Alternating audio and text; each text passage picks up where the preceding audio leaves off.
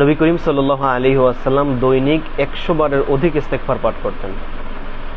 শুধু তিনিই পাঠ করতেন না, তিনি সাহাবায়ে কেরাম রাদিয়াল্লাহু তাআলা আনহু আজমাইনদেরকে বলেন যে তোমরাও বেশি বেশি ইস্তেগফার পাঠ করো। নবী করিম সাল্লাল্লাহু আলাইহি ওয়াসাল্লাম বলেন, বান্দা যখন কোনো গুনাহ করে, গুনাহ করার পর তার অন্তরের মধ্যে একটা কালো দাগ পড়ে যায়।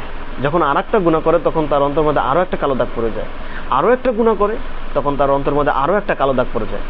এরকম করতে করতে, গুনাহ করতে করতে একটা সময় তার অন্তরটা পুরো অন্ধকার হয়ে যায়। দ্বীনের কথা, নামাজের কথা, রোজার কথা, হজের কথা, যাকাতের কথা, যত নেকের কথা আছে এগুলো তার কাছে ভালো লাগে না। এগুলো শুনলে তার কাছে খুব বিরক্ত লাগে। এগুলো শুনলে তার অন্তরের মধ্যে, তার শরীরের মধ্যে জ্বালা পোড়া শুরু হয়ে যায়। কি শুনলাম আমি?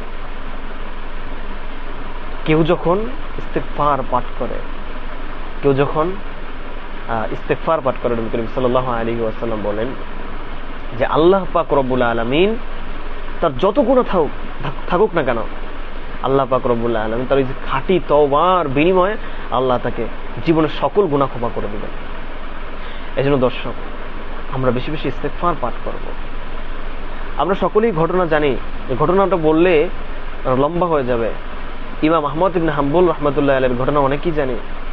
ইমাম আহমদ ইবনে হাম্বল রাহমাতুল্লাহি আলাইহি হাদিস সংগ্রহের জন্য বের হলেন এবং তিনি যখন শীতকালের দিনে মসজিদে গেলেন, তিনি খুব লম্বা একটা ঘটনা, সংক্ষিপ্ত আমি বলে যাচ্ছি।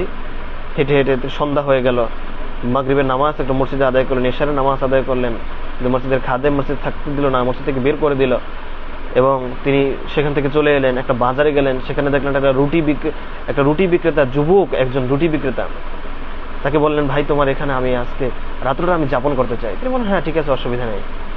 তো তিনি দেখলেন, একটা জিনিস লক্ষ্য করলেন, সব সময় ইস্তেগফার পড়তে আছেন। সব সময় রুটি যখন বানায়, খামির বানায়, তখন ইস্তেগফার পাঠ করে, যখন ক্রেতার কাছে দেয় তখন ইস্তেগফার পাঠ করে, অর্থাৎ সকল সময় ইস্তেগফার পাঠ করে। তখন ইমাম আহমদ ইবনে হাম্বল রাহমাতুল্লাহি আলাইহি জিজ্ঞাসা করলেন, ভাই তুমি এত ইস্তেগফার পাঠ করে কেন? তখন ওই ব্যক্তি বলল, আমি ইস্তেগফার পাঠ করার কারণে আল্লাহ আমাকে মুস্তাজাবুদ দাওয়া বানিয়ে দিয়েছেন। মুস্তাজাবুদ দাওয়া কাকে বলা হয়? যে আপনি আল্লাহর কাছে যেই দোয়া করেছেন সকল দোয়াই আল্লাহ কবুল করে নিয়েছে, অর্থাৎ আপনার কোনো দোয়া আল্লাহ তাআলা ফিরিয়ে দেন না, সেটাকে বলা হয় মুস্তাজাবুদ দাওয়া। এই জন্য আপনি যদি আল্লাহর কাছে দোয়া করেন, আল্লাহ আপনার দোয়া ফিরিয়ে দেবেন না।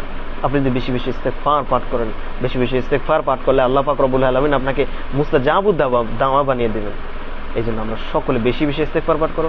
নবী সাল্লাল্লাহু আলাইহি ওয়াসাল্লাম 100 বার পাঠ করতেন, আমরা আরো বেশি পাঠ করবো। সদা সর্বদা হাঁটা চলা, ওঠা বসা, গাড়িতে আরোহণে, গাড়ি বাইক চালানোর সময়, আরোহণের সময় আমরা সব সময় ইস্তেগফার পাঠ করবো। আল্লাহ আমাদের সকলকে তৌফিক দান করুন এবং পাশাপাশি চ্যানেলটি সকলে সাবস্ক্রাইব করে দেবেন।